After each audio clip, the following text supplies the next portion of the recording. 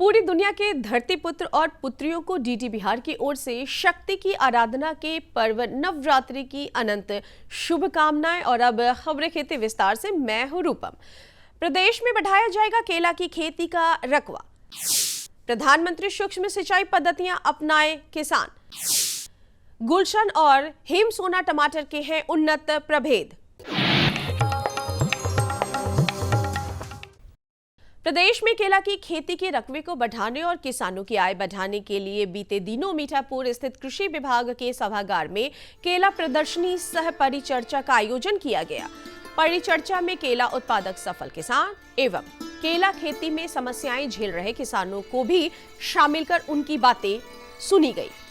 बिहार में केला की खेती में काफी ज्यादा संभावनाएं हैं, इसलिए कृषि विभाग ने अगले 2 वर्षों में खेती का रकबा 42,000 हेक्टेयर से बढ़ाकर 60,000 हेक्टेयर करने का लक्ष्य रखा है।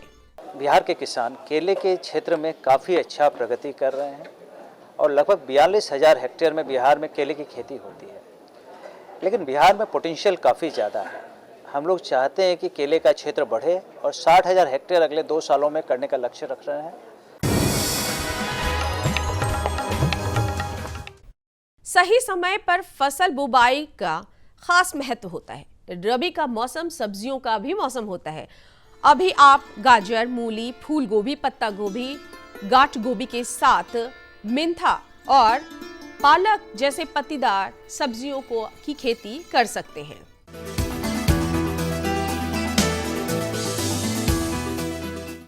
और अब आपकी मुलाकात करा रहे हैं वैशाली जिले के फरीदपुर गांव के किसान नवीन कुमार से। ये युवा है, इन्होंने मचान विधि से 2 कट्ठा में परवल की खेती की है।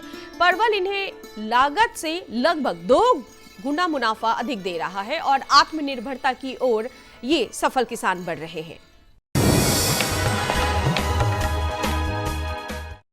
किसान भाइयों, जलवायु परिवर्तन के कारण मॉनसून की अनिश्चितता के बीच हमें सिंचाई की वैसी पद्धतियों का इस्तेमाल करना चाहिए जिसमें पटवन भी हो जाए, पानी की भी कम खपत हो और भूमिगत जल पर दबाव भी ना पड़े।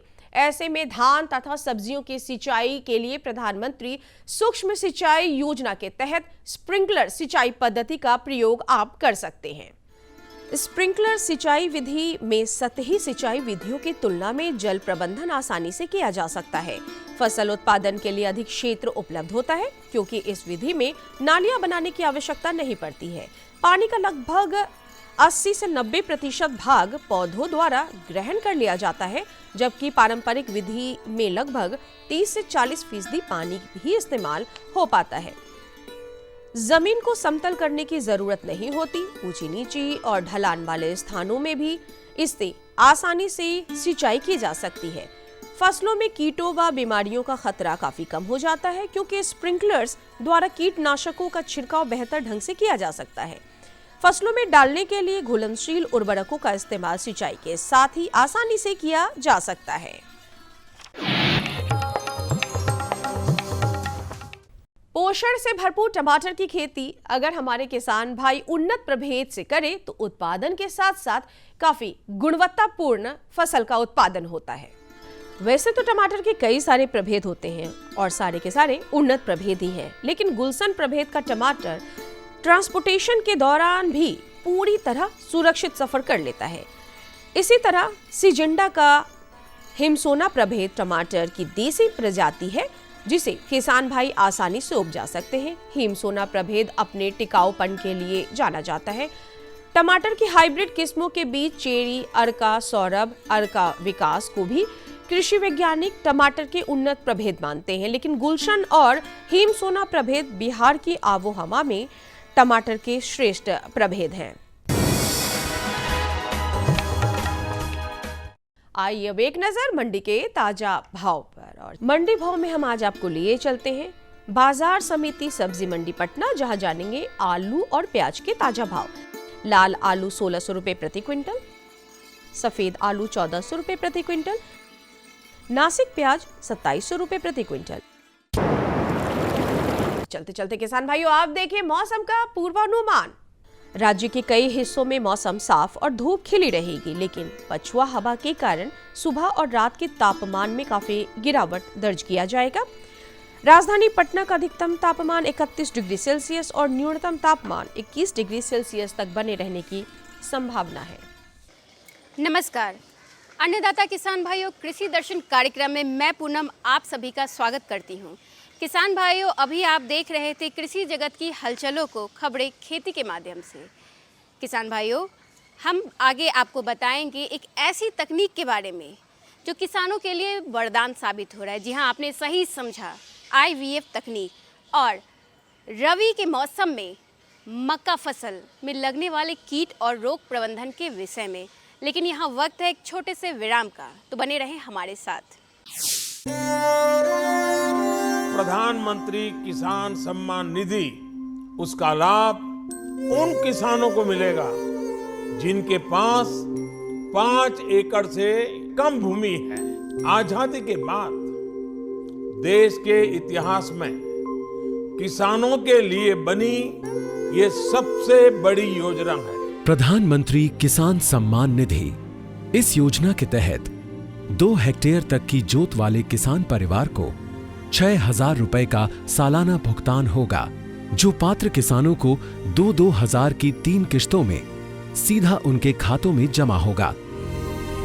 इन पात्र परिवारों का चयन राज्य सरकार कर रही है। इस योजना का पूरा खर्च भारत सरकार वहन कर रही है। सम्मान, जिस पर हमेशा अन्नदाता का हक था, उसे अब वो सीने पर लगाकर घूम भी सकेगा। प्रधानमंत्री किसान सम्मान निधि, किसान की किसानी का नया अभिमान। ब्रेक के बाद आप सभी किसान भाइयों का फिर से एक बार स्वागत है। किसान भाइयों, ब्रेक पर जाने से पहले हमने चर्चा की थी IVF तकनीक के बारे में। जी हाँ, IVF एक ऐसी तकनीक है जिससे ना सिर्फ देसी गाय की नस्ल में सुधार हो रहा है, साथ ही संख्या में भी वृद्धि हो रही है। तो जानेंगे कैसे, इसके लिए हम सीधे चलते हैं हमारे विशेषज्ञ डॉक्टर कृष्ण मोहन के पास, जो हमें बताएंगे कि IVF तकनीक क्या है और इसके क्या फ़ायदे हैं हमारे किसान भाइयों को। किसान भाइयों नमस्कार, कृषि दर्शन कार्यक्रम में आपका स्वागत है। किसान भाइयों, जैसा कि आप जानते हैं, हम अपने तकनीकों के माध्यम से, मतलब वैज्ञानिकों की तकनीक, हम अपने चैनल के माध्यम से, हम अपने कार्यक्रम के माध्यम से, कृषि दर्शन के माध्यम से आप तक पहुंचाने की कोशिश करते हैं।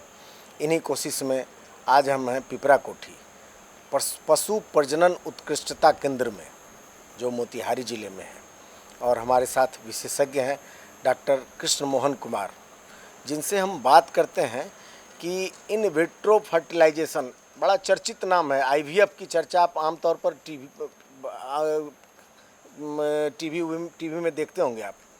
तो IVF टेक्नोलॉजी जो है वो पशुओं में, खास करके देसी गाय जो हमारे हैं, जिस पर अभी भारत सरकार का काफ़ी जोर है कि चूँकि हमने दूध तो पा लिया, मैक्सिमम दूध पा लिया, लेकिन क्वालिटी जो है उसकी वो हमारी गिर गई।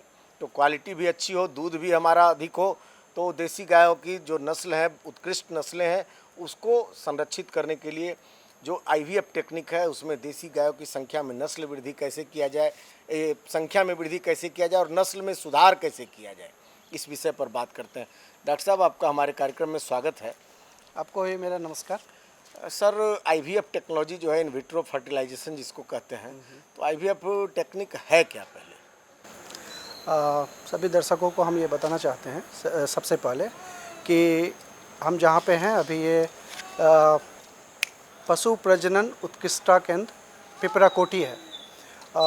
ये राष्ट्रीय गोकुल मिशन, जो हमारी भारत सरकार की एक बहुत ही अच्छी योजना है, उसके अंतर्गत यहाँ पे एक इन विट्रो फर्टिलाइजेशन लेबोरेटरी का काम चल रहा है। और इसमें हम लोगों ने बहुत आगे तक काम हो चुका है और फाइनली हम लोग अभी काफ प्रोड्यूस करने के स्टेज में हैं। जहाँ तक बात है इन विट्रो फर्टिलाइजेशन की, इन विट्रो फर्टिलाइजेशन एक बहुत ही नया तकनीक है।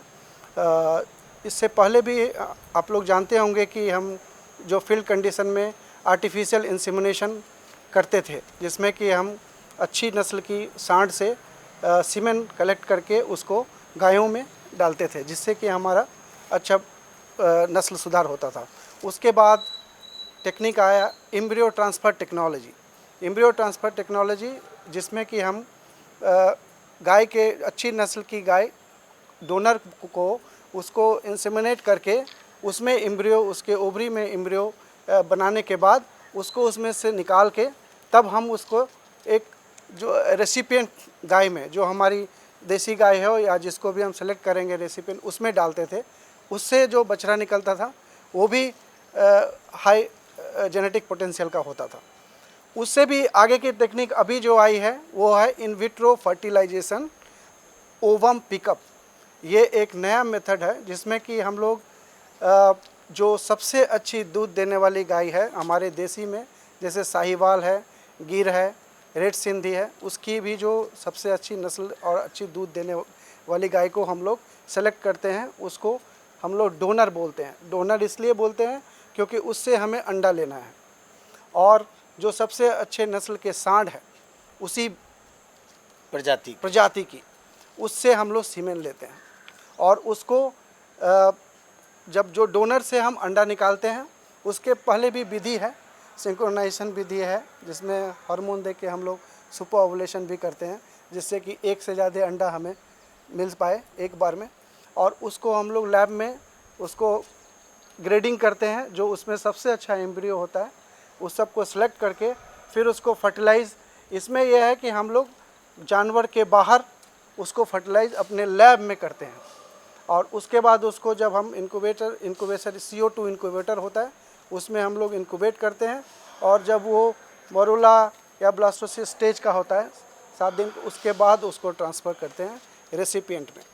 तो अभी जैसे कि हम लोग उसके जब ट्रांसफ़र करने वाले दिन में हम लोग जितने भी रेसिपिएंट को ट्रांसफ़र करना होता है उतना एम्ब्रियो हम लोग तैयार करते हैं और एक दिन में सबको रेसिपिएंट को ट्रांसफ़र करते हैं। तो इससे क्या होता है कि अभी हम लोग जैसे रेसिपिएंट में HF होस्टन फ्रीजियन को रखते हैं गाय, तो उसमें बच्चा होने से उसका दूध आपको मिलेगा माँ का HF का, और बच्चा मिलेगा आपको साहिवाल, प्योर साहिवाल का। तो ये फ़ायदा है। और इसी तरह से धीरे धीरे जब हम स्टेज में आ जाएंगे कि हम बहुत सारा एम्ब्रियो यहाँ पे पैदा करेंगे, तो उसको हम लोग किसान के में बांटेंगे। चाहेंगे कि जो देसी नस्ल की गायें हैं या जो भी नस्ल आप अंडा लेने के लिए सेलेक्ट करते हैं, तो उसका सिलेक्शन कौन कौन से नस्ल पे अभी चल रहा है और किस प्रकार से सिलेक्शन करते हैं? क्या उसमें होना चाहिए, मैक्सिमम दूध देने वाली होनी चाहिए या और उसकी कोई खासियत होनी चाहिए? क्या उसका सिलेक्शन का आधार क्या है? देखिए अभी जो हम लोग जो कर रहे हैं वो देसी नस्ल पे कर रहे हैं, जिसमें कि देखिए जो साहिवाल सबसे ज़्यादा हम लोग यहाँ पे फोकस कर रहे हैं साहिवाल पे। उसके बाद हमारा फोकस गिर पे भी रहेगा, गिर जो राजस्थान की ब्रीड है, और रेड सिंधी। ये 3 जनरली हम लोग अभी फोकस लेके चल रहे हैं, जिसको कि मिल्च ब्रीड बोलते हैं, जो जिसका कि अच्छी दूध देने की क्षमता होती है। तो इन ब्रीडों पे हम लोग फोकस कर रहे हैं अभी। और इसमें सबसे हम लोग देखते हैं कि जिसका उसका पेडिग्री स्टडी करते हैं कि उसका सायर कौन था, और उसका मिल्क प्रोडक्शन पर लैक्टेशन, ये 3000 से 3500 पर लैक्टेशन के ऊपर वाले गाय को हम लोग इसमें सेलेक्ट करते हैं एज ए डोनर। क्या इससे किसानों को क्या फ़ायदा मिलने जा रहा है? भविष्य में किसान को इससे क्या फ़ायदा मिलने जा रहा है? देखिए किसान को ये फ़ायदा है कि जो आज तक जो हमारे किसान भाई विदेशी नस्ल की गाय पाल रहे थे और उसको बार बार उसको सीमेन दिया जा रहा था, उसके एक होने के बाद फिर उसका जो HF बच्चा होता है, फिर उसमें अगर विदेशी नस्ल का, तो 3-4 जनरेशन होने के बाद जब जैसे जैसे उसमें प्योरिटी बढ़ती है उस नस्ल की, तो वो चूँकि वो विदेश का है तो प्योरिटी बढ़ने के बाद उसमें कुछ प्रॉब्लम्स आ जाता है। हमारा देश का क्लाइमेट थोड़ा अभी टेम्परेचर 40 डिग्री प्लस भी जाता है और ह्यूमिड है, तो उसमें उसका इनफर्टिलिटी प्रॉब्लम आता है, कंसीव नहीं करती है, बार बार उसको रिपीट ब्रीडिंग का केस आता है। तो उसके कारण थोड़ा किसान भाई लोग परेशान होते हैं। और जो देसी नस्ल का अगर गाय हम लोग जो बढ़ावा दे रहे हैं वो होने के बाद ये समझ, क्योंकि वो हमारे क्लाइमेट में वेल एडप्टेड है, तो इसलिए उसमें उसकी उस सब परेशानियों से वो निजात पाएंगे, उनको ये समस्या कम होगा और दूध का गुणवत्ता भी बढ़ेगा, क्वालिटी ऑफ मिल्क ऑल्सो जो देसी गाय का है वो बढ़िया होता है। तो किसान भाइयों, देखा आपने कि किस तरह से हम अपने गायों की नस्ल का सुधार कर सकते हैं, गायों की दूधों का गुणवत्ता जो है, दूध का गुणवत्ता में सुधार हो सकता है, और भविष्य जो है, जो तकनीक है उसका भविष्य आप समझ सकते हैं। डॉक्टर साहब ने जो जानकारी दी है कि कितना उज्जवल है। हम देसी गायों को, जो हमारी बेहतरीन नस्लें हैं जिनकी चर्चा डॉक्टर साहब ने अपने लेक्चर में दी है, तो बेहतरीन, आपके लिए बेहतरीन साबित हो सकता है। सर, आपने इतनी अच्छी जानकारी हमें दी, इसके लिए बहुत बहुत धन्यवाद। और किसान भाइयों, फिर हम मिलते हैं एक नई जानकारी के साथ। तब तक दीजिए हमें इजाज़त। नमस्कार। किसान भाइयों, गांठ बांध लो, गांठ बांध लो, बात बहुत है काम की, समृद्धि के पैगाम की। मिट्टी के मिजाज को समझो, मिट्टी के हर राज को समझो, मिट्टी की तुम जांच कराओ, मुफ्त सॉइल हेल्थ कार्ड ले जाओ। कभी मुनासिब बीज लगाओ, सही किस्म की खाद ले आओ, जितनी जरूरी उतनी डालो, सही मात्रा खुद पहचानो, इसको अपना मंत्र बना लो, मिट्टी की सेहत तो जानो। बात बहुत है काम की, कम लागत अधिक वरदान की। किसान भाइयों, गांठ बांध लो, आज ही मिट्टी की जांच कराएं। राज्य सरकार के कृषि अधिकारी से संपर्क करें और मुफ्त में सॉइल हेल्थ कार्ड पाएं। कृषि और किसान कल्याण मंत्रालय द्वारा किसान हित में जारी। किसान भाइयों, तो देखा आपने कैसे IVF तकनीक के द्वारा हम देसी गाय की संख्या में वृद्धि और नस्ल में सुधार कर सकते हैं। तो चलिए हमारे अगले विषय की ओर। किसान भाइयों, अभी रबी फसलों का मौसम है जिसमें मक्का प्रमुख है। अच्छी पैदावार के लिए ज़रूरी होता है कि प्रजातियों से लेकर पटवन और खाद प्रबंधन का विशेष ध्यान दें, और इसमें सबसे ज़रूरी होता है रोग और कीट प्रबंधन, जिससे हमारे फसलों को नुकसान होने से बचाया जा सके। तो जानेंगे कैसे हम कीट और रोग प्रबंधन करें मक्का फसल में, हमारे विशेषज्ञ डॉक्टर जीर विनायक से। नमस्कार किसान भाइयों, स्वागत है आप सभी का कृषि दर्शन कार्यक्रम में। किसान भाइयों, आज हम आपको जो जानकारी देने वाले हैं वह बहुत ही महत्वपूर्ण है कि रबी के मौसम में मक्का फसल में कीट एवं रोग प्रबंधन कैसे करें। और इस विषय पर हमारे साथ बातचीत करने के लिए मौजूद हैं डॉक्टर जीर विनायक, जो विषय वस्तु विशेषज्ञ हैं कृषि विज्ञान केंद्र परसौनी में।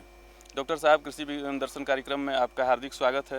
नमस्कार। हमारे किसान भाई रबी के मौसम में जो मक्का की फसल की खेती करेंगे तो उसमें कीट एवं रोग प्रबंधन किस तरह से करें?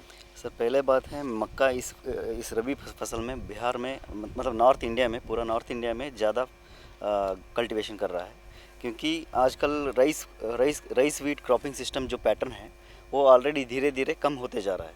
उसके साथ साथ हम मक्का को ज़्यादा कल्टीवेट करने के लिए प्रयास कर रहा है। इसके वजह से क्या हो रहा है, मक्का अभी तीनों सीज़न में उसको कल्टीवेट करने का चांसेस ज़्यादा हो रहा है। इसीलिए जो 3 सीज़न है, जो खरीफ है, रबी है और जायद है, तीनों सीज़न में मक्का का नॉर्थ इंडिया में उसका कल्टीवेशन ज़्यादा होगा। तो अभी इंडिया जो एरिया का हिसाब से देखें तो इंडिया ऑलरेडी 5वां स्टेज पे है, और अगर प्रोडक्शन और प्रोडक्टिविटी में आए तो 3रा नंबर पे है। तो इसी तरफ से अगर जो मक्का जैसे चीज़ है कि सारा सैंडी सॉइल से पकड़ के क्लेई सॉइल तक उसको बढ़ावा कर सकते हैं, मतलब उसको कल्टीवेट कर सकते हैं। मक्का एक मोटे अनाज में प्रमुख स्थान रखता है और उसका ज़्यादा उत्पादन हमारे किसान भाइयों की आर्थिक लाभ के लिए बहुत मायने रखता है। तो वैसे कौन कौन से कीट हैं जो मक्का के फसल को प्रभावित करते हैं? जी सर, मैं उधर ही आ रहा हूँ, क्योंकि मक्का अभी इतना फ़ायदादार ये पौधा है। अभी इसी के कारण हम ज़्यादा मक्का लगा रहे हैं। तो जैसे हम एक क्रॉप को, एक फसल को हम ज़्यादा लगातार हम लगाते, इसके वजह से क्या होता है, उसका साथ ही साथ कीट और रोग का प्रभाव भी ज़्यादा होता है। तो उसके कारण हम क्या करना पड़ता है, कीट को प्रबंधन करने के लिए हम उसका प्रयास करना पड़ता है। तो अभी मक्का में सबसे ज़्यादा बहुत सारा अलग अलग कीड़ा आता है, मगर उसमें तो मेजर जो 4 कीड़ा मैं बताने जा रहा हूँ मैं आज। उसमें पहले आता है किलोपार्टलस मतलब तनाबेदक है उसका। और एक तनाबेदक और एक कीड़ा भी आता है, उसका भी तनाबेदक बोला जाता है, जैसे सिसमिया इन्फरेंस। मतलब ये उसका बायनॉमियल नॉमेनक्लेचर है। फिर ये दोनों के अलावा फिर और एक चीज़ आता है, और एक कीड़ा आता है जो फॉल आर्मी वर्म। उसका जो साइंटिफिक नेम है स्पोडोप्टेरा फ्रुजिपर्डा। सो ऐसे 3 जो इम्पोर्टेंट कीड़ा आता है। उसके अलावा भी और एक शूट फ्लाई, जैसे पौधा बीज अंकुरण होने के तुरंत वो अंकुरण को वो हानि कर लेता है। तो इसकी रोकथाम के लिए प्राथमिक तौर पे हमारे किसान भाई कौन सा उपाय करें? सर इस चारों का हम देखें तो हम किसान हमेशा ध्यान रखता है कि कोई भी कीड़ा आए तो रासायनिक दवा को छींटता है। हम तुरंत रासायनिक दवा छींटने के लिए हम मना करते हैं, क्योंकि इसके लिए उसका वातावरण में बहुत सारा असर पड़ता है, उसका साथ ही साथ और उसका आमदनी भी घट जाता है। उसके अच्छा है कि उससे पहले मतलब जो भी कीड़ा आता है उससे पहले हम उसको रोकथाम करने के लिए ये सारा कीड़ों को मिलाकर मतलब सामयिक तरीक़ा से कीट को कैसे प्रबंधन करना है उसके बारे में आज जानकारी हम दे देंगे। जी बिल्कुल। तो पहला क्या है ना, जैसे पहले बुआई होने के पहले जो सेलेक्ट करना, जैसे वैरायटी बीज को सेलेक्ट करना है तो अच्छे तरीके से हम इलाज करना पड़ता है। जैसे सबसे अच्छा है सर्टिफाइड सीड को हम सेलेक्ट करना पड़ता है। जो भी अगर मान लीजिए अगर डॉक्टर RPCU हमारा जो यूनिवर्सिटी है वहाँ से बीज मिल रहा है, वहाँ से आप सर्टिफाइड सीड को बीजोपचार नहीं मतलब उसको वहाँ से बीज को सेलेक्ट करना है जो सर्टिफाइड सीड होता है। उसका अंदर से कीड़ा का अंडा जो भी है या बीमारी है आने का संभव बहुत कम रहता है। और उसका साथ साथ बीजोपचार भी करना चाहिए जैसे बुआई के पहले।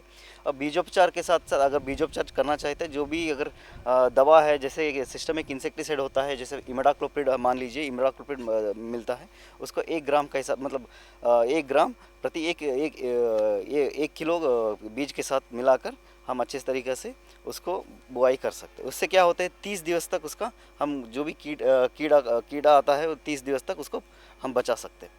और उसके साथ साथ बीजोपचार होने के बाद उससे पहले क्या है ना, बुआई के पहले हम गहरी जुताई को बहुत इम्पोर्टेंट देना पड़ता है, क्योंकि गहरी जुताई जैसे ही सूरज का रोशनी जब भी हम धरती के ऊपर गिरता है जो भी अंडा है कोशावस्था में जो सुप्तावस्था पे जो कीड़ा रहता है मिट्टी के अंदर वो मर जाएगा, क्योंकि जो सूरज का रोशनी उस समय पे ज़्यादा रहता है। मार्च और अप्रैल में उसका सूरज का रोशनी ज़्यादा रहता है। जब रोशनी गिरने के बाद वो सारा कीड़ा मकोड़ा और उसके साथ साथ बीमारी और खरपतवार भी पूरा ख़त्म हो जाता है।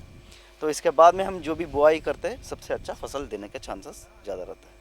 आपने डॉक्टर साहब एक जो यंत्र का भी जिक्र किया था, तो उसकी क्या उपयोगिता है मक्का फसल के उत्पादन में और कीटों का प्रकोप कम करने के लिए, तो उसके बारे में भी हम आपकी जो जानकारी है अपने किसान भाइयों तक पहुंचाना चाहेंगे। जरूर सर। अभी क्या है कीटनाशक का अलावा भी बहुत सारा अलग अलग तकनीकी है हमारे पास। जैसे मान लीजिए अगर जैविक तरीक़ा से हमको रोकथाम करना है उसी के लिए मान लीजिए 20 से 30 दिन के बाद हम ये जो लार्वा जो कीड़ा होता है उसका हम लार्वल स्टेज बोलते हैं उसको, मतलब पिल्लू बोल जाता है हमारा किसान लोग पिल्लू बोलता है। उस हंत में क्या कर सकते हैं हम बीटी मतलब बैसिलस thuringiensis नाम के एक दवा आता है उसको भी छिड़काव कर सकते हैं। वो जैविक कीटनाशी मान लीजिए, और उसको भी हम 1 ml प्रति लीटर पानी में मिलाकर उसको छिड़काव कर सकते हैं। इसलिए मान लीजिए हमारा खेत में कोई भी कीड़ा नहीं है, जब भी हमारा कीड़ा आने का संभव है उसका पहले मॉनिटरिंग बोला जाता है, जैसे निगरानी करने के लिए। उसके लिए क्या होता है एक फेरोमोन ट्रैप आता है। Pheromone trap. सर आपने फेरोमोन ट्रैप के बारे में जिक्र किया था, तो उसकी उपयोगिता क्या है मक्का फसल के उत्पादन में और कीड़ों का प्रकोप कम करने के लिए? सर पहले क्या है ना, जैसे बुआई होने के बाद 20 से 30 दिन का अंतर में मतलब कीड़ा का आने का संभव ज़्यादा रहता है। एक जो मादा कीट होता है जो पतंग होता है वो कम से कम 300 अंडा देने की क्षमता रहता है। तो उस कारण हम क्या करते हैं, जो कीड़ा आ रहा है हमारा खेत में है क्या नहीं, उसको हम इलाज करने के लिए हम क्या फेरोमोन ट्रैप एक चीज़ है वो ये जाला बोला जाता है। जैसे इसका अंदर ये एक्चुअली ऐसे सेपरेट आता है, तो इसका अंदर दबा रहता है। ये जो मादा कीट का एक फेरोमोन है जैसे लूर बोला जाता है, इसको निकाल कर इसके अंदर टांगना है। इसको टांग के फिर बाद में इसको लगा के फिर यहाँ बांधना है। इसके वजह से क्या होता है, जो मादा कीट का आकर्षित होकर जो नर कीट है जो घूमते रहता है खेत में, वो सारा आके अपने आप इसका अंदर फंस जाता है। सो उसके कारण सारा नर कीट इसका फंसने के कारण उसका जो संतानोत्पत्ति घट जाता है। तो इसके कारण पूरा कीड़ा को हम कंट्रोल कर सकते हैं। इतनी अच्छी जानकारी देने के लिए डॉक्टर साहब आपका बहुत बहुत धन्यवाद। थैंक्स।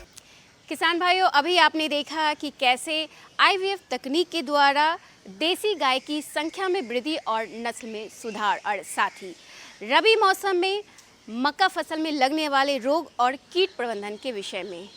बातों ही बातों में वक्त हो चला है आपसे विदा लेने का। मिलते हैं अगले अंक में इसी तरह कुछ नई और महत्वपूर्ण जानकारियों के साथ। तब तक मुझे और हमारी पूरी कृषि दर्शन टीम को दीजिए इजाज़त। नमस्कार।